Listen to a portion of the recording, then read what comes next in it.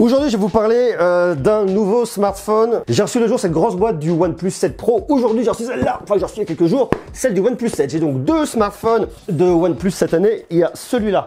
On a déjà parlé il y a quelques jours, qui est bien, qui est beau, qui est chaud. Et celui-là, on va en parler aujourd'hui. Alors aujourd'hui, c'est un petit peu exceptionnel. Je ne sais pas si vous voyez, il y a un peu le bazar. En fait, il y a un truc que je vous montre pas. C'est que, en fait, là, sur le côté, j'ai une fenêtre qui est là. Ça c'est Dodo. Bonjour à tous. Ça va Dodo? Ça va. Et Dodo, il est venu pour poser les fenêtres. Parce que, voilà, il est beau. Ford. Il est venu poser les fenêtres parce que ici, j'ai des vieilles fenêtres pas du tout insonorisées. C'est un peu compliqué pour la lumière. J'ai une espèce d'énorme grosse fenêtre, donc ça va être cool. On fait les travaux parce qu'il faut bien améliorer un petit peu le studio. Ça, vous l'aurez compris, c'est un peu le bazar. Donc aujourd'hui, on va commencer la vidéo comme ça. Mais je pense que je vais te laisser terminer ton taf. Voilà, fini. C'est beau, regardez. Allez, attends, je vais déplacer. Je vous montre un angle que je vous montre jamais d'habitude. Cet angle-là, avec la fenêtre et l'éclairage, on est pas mal. Ça, pas mal. Merci Dodo. Hein. De rien. Pas mal. Je vais pouvoir... Ce qui est ouf, c'est la différence de son. Bon, écoutez, cool. En tout cas, Dodo, c'est un pote. Si ça vous intéresse, je vous mets un lien dans la description pour aller voir. Il fait du super boulot pour vos fenêtres. Cool. Si vous pensez que le OnePlus 7, c'est jamais rien de plus qu'un OnePlus 6T un peu revisité, eh bien vous vous trompez. Ce OnePlus 7 a beaucoup d'avantages, a des points vraiment d'amélioration, même si je le reconnais, même si je suis entièrement d'accord là-dessus. Il ressemble trait pour trait au OnePlus 6T. Le OnePlus 7 est meilleur niveau performance, il va beaucoup plus vite, il est beaucoup plus rapide.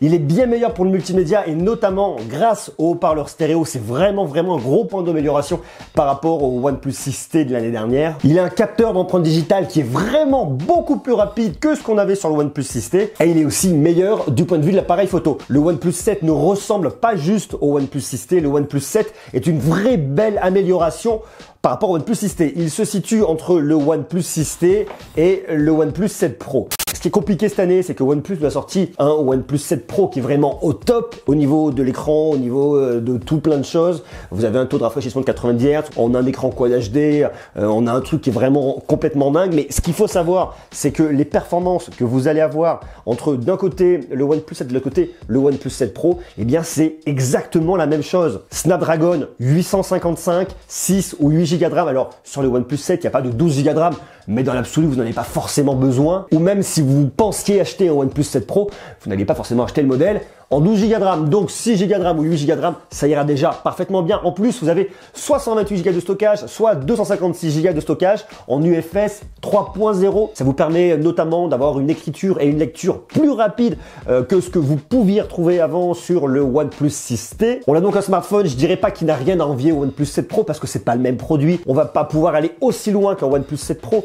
Par contre, le comparer au OnePlus 6T, si ce n'est d'un point de vue esthétique, sinon, il est quand même relativement différent. Vous avez la même encoche en haut, vous avez le même form factor, vous avez un design qui est vraiment similaire. Vous trouvez ici vos boutons sur le côté pour venir mettre le mode sonnerie, vibreur ou alors carrément désactiver, le bouton pour l'allumer, pour l'éteindre, votre recharge en USB type C, vous avez toujours votre bouton de volume ici. Vous avez vraiment deux smartphones qui se ressemblent énormément et qui pourtant sont vraiment différents. On a un dos en verre qui prend quand même pas mal les traces de doigts et ça c'est toujours un point de regret. Alors c'est un point de regret, mais d'un autre côté, ce que je vous conseille vraiment, c'est de venir le protéger. Avec le OnePlus 7, il est complètement possible d'avoir des coques qui sont proposées par OnePlus. Elles sont là-dedans. Vous avez donc la possibilité d'avoir plusieurs coques. Ça vous fait un smartphone avec la jolie petite coque rouge. Ça, c'est pas mal, c'est vraiment sympa. Vous pouvez aussi avoir cette petite coque noire avec le relief. C'est la même que j'utilise moi sur mon OnePlus 7 Pro. Vous la prenez, tac, tac, tac, tac, vous la mettez. C'est aussi très sympa, ça s'intègre bien, c'est très joli. Ou sinon, vous avez une autre coque grise aussi qui est très sympa. Hop, on vient, on pose derrière. Là, c'est un peu plus bizarre au niveau de l'appareil photo. Je suis un peu moins fan de la façon dont c'est fabriqué. Ou sinon, vous avez les coques de mon partenaire Rhino Shield. Soit la coque, ça c'est pour le OnePlus 6T, mais ils en font aussi pour le OnePlus 7. Soit le petit crash guard que vous mettez autour. Et ça, c'est aussi pas mal du tout. Comme normalement, on est sur le même format avec le OnePlus 6T et le OnePlus 7. Tadam! Ça marche parfaitement. D'ailleurs, si elle vous intéresse, je vous ai mis un lien en bas dans la description. Moi, j'aime beaucoup le soin qui est apporté au packaging chez OnePlus quand vous l'ouvrez. Vous voyez, vous avez toute la partie. On vous l'indique, chargeur, vous levez, paf, le chargeur. La façon dont c'est fait, j'adore. Il y a un énorme boulot qui est fait au niveau du marketing là-dessus. Et en plus, alors si vous l'achetez comme ça, vous avez ici, si vous le souhaitez quand même, une coque transparente qui va venir le protéger à minima. Alors, c'est pas la plus belle coque. Par contre, bon, vous le voyez, ça vous protège, c'est là, elle a le mérite d'exister.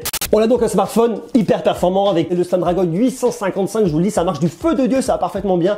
On a vraiment un truc qui est hyper aligné entre d'un côté le socle, le processeur, le fait d'avoir 6 ou 8 Go de RAM, ça cartonne, le fait d'avoir du stockage en UFC 3.0, ce qui fait que le truc va parfaitement bien, c'est rapide, c'est cool.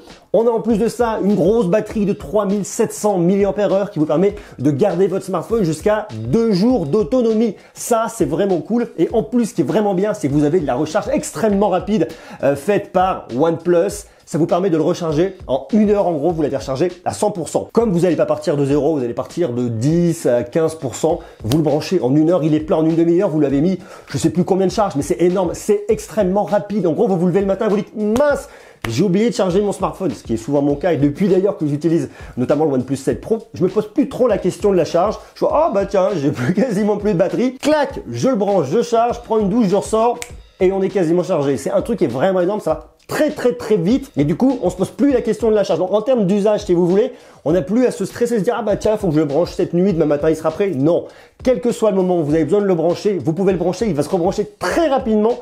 Vous trouvez une prise, vous lui mettez 10 minutes de charge dans un café, le temps de boire un coup, d'attendre un train, métro, ce que vous voulez, ça va vite, c'est pratique, c'est bien. Enfin je dis le métro, vraiment dans le métro il n'y a pas de prise électrique, mais si vous en trouvez une, c'est banco. Alors certes, on va pas avoir les mêmes prétentions que sur un OnePlus 7 Pro avec un écran Quad HD, mais là vous avez quand même un écran Full HD+, avec une résolution de 2340 par 1080 pixels, ratio 19,5 neuvième, écran de 6,41 pouces AMOLED, qui est vraiment bien, d'excellente qualité et surtout extrêmement lumineux. Il est vraiment cool. Alors le truc qu'on pourrait lui reprocher, mais de l'autre côté on est mi-2019, c'est le fait d'avoir cette petite encoche ici.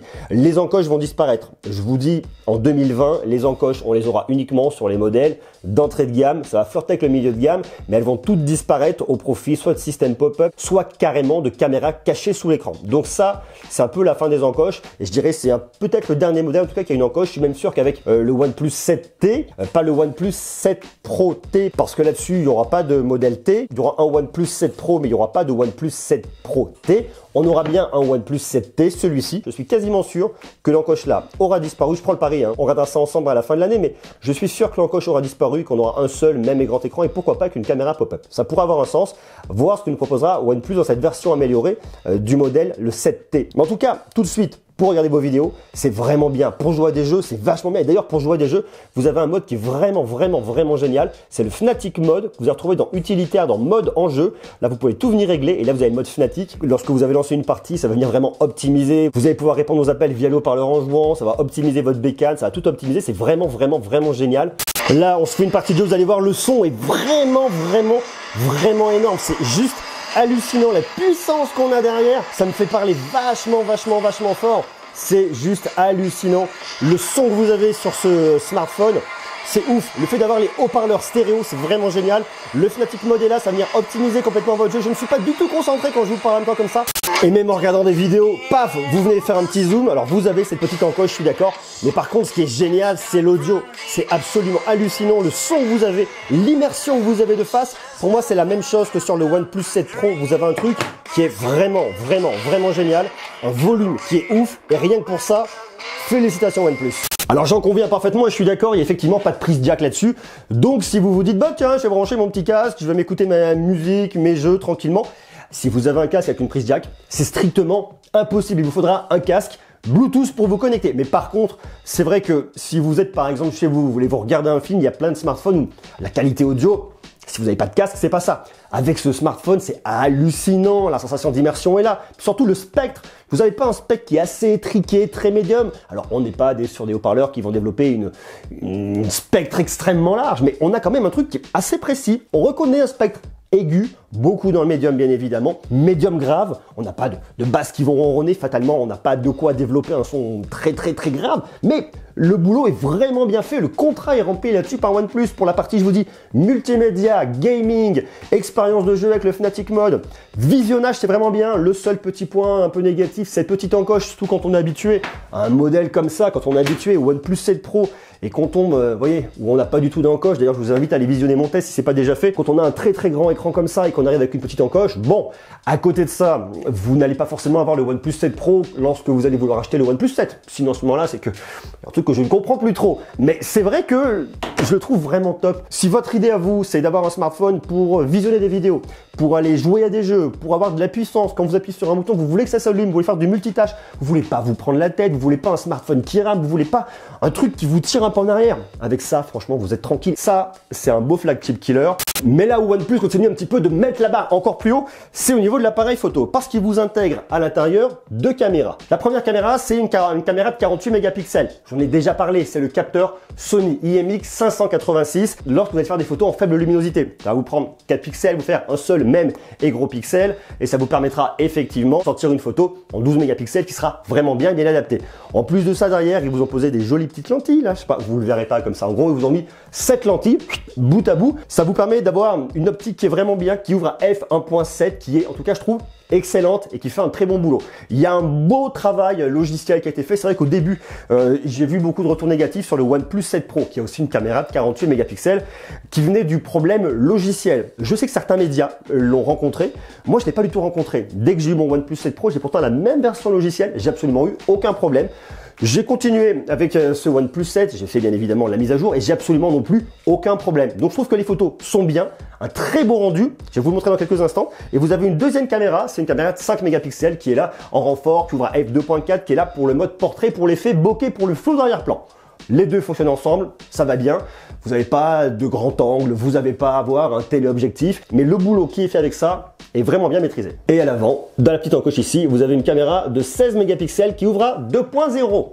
On va commencer par la photo de nuit, tiens, pour changer. Ça, c'est une photo que j'ai prise dans le studio, toute lumière éteinte. Je dis bien, toute lumière éteinte. Vous n'avez absolument aucun éclairage. J'ai par contre posé la caméra sur un petit trépied.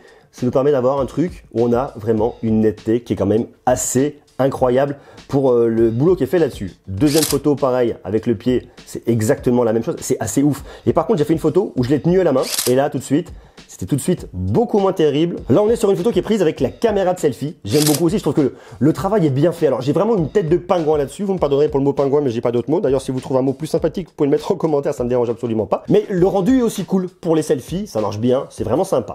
Vous avez ensuite toutes des photos qui sont prises avec le capteur principal. On est dans les conditions de bonne luminosité, il y a de la lumière, c'est bien. Mais regardez, vous avez quand même vachement de détails. Je trouve que les couleurs sont bien respectées. Il y a un beau boulot qui est fait de la part de OnePlus au niveau du traitement logiciel. La caméra avec le capteur 48 mégapixels, la Sony IMX586 marche parfaitement bien. Regardez ça là, les détails que vous avez sur la fleur. Même en venant zoomer comme ça, c'est top. Je trouve que vraiment, pour faire des photos, avoir des superbes souvenirs, des photos à garder, là-dessus, il y a un vrai beau boulot qui est fait de la part de OnePlus. Ça, c'est top. Pareil, plein soleil. Là, on a un côté un peu plus ombragé. Une partie qui est un peu plus ensoleillée n'est pas du tout brûlée. La partie avec les feuilles un peu plus ombragées, on devine bien, on voit bien le veinage des feuilles. Enfin, pour moi, il y a un vrai beau travail logiciel. Dolby Atmos, NFC, double carte SIM, Bluetooth 5.0. Enfin, vous avez vraiment un smartphone qui est très complet, qui est vraiment très bien fabriqué de la part de OnePlus avec de belles finitions. Un smartphone que je trouve vraiment top. Je ne sais pas comment vous le trouvez, vous, qu'est-ce que vous en pensez? Il vous plaît, ce OnePlus 7? J'ai une question qui est un peu plus compliquée. Est-ce que vous pensez que le OnePlus 7 va marcher avec en face le OnePlus 7 Pro? Vous, par exemple, si vous deviez choisir ou si vous avez fait votre choix, vous êtes parti sur lequel? OnePlus 7, OnePlus 7 Pro. Sur le OnePlus 7, on commence avec la version 6 Go de RAM à 709 € et après les tarifs gramme 759 et tout est quanti. Tandis que sur le OnePlus 7, on commence à 559 € pour la version 6 Go de RAM, 128 Go de stockage et 8 Go de RAM, 256 Go de stockage. On est à 609 €. On a quand même un écart significatif de prix entre les deux produits. C'est normal, hein, d'un autre côté, on a quand même des produits qui sont quand même relativement différents. Un OnePlus 7 Pro qui fera plus de choses, celui-là qui en fera un peu moins mais qui est vraiment bien. Par contre, en termes de puissance, pour moi, c'est la même chose, hormis la version 12 Go de RAM. Mais bon, voilà, vous n'allez pas forcément l'utiliser à fond pour nécessiter 12 Go de RAM. Donc, qu'est-ce que vous en pensez? Quel est pour vous le meilleur produit? Ceci étant dit, on a deux beaux modèles de OnePlus. Moi, je trouve que le OnePlus 7 est vraiment bien. À vous de me dire ce que vous en pensez en bas, en commentaire. Et si vous intéresse, je vous ai mis un petit lien pour aller acheter sur le site de OnePlus. Vous allez voir, vous m'en direz des nouvelles. Sur ce, je vous embrasse. Je vous dis à demain. Soyez sages. Ciao.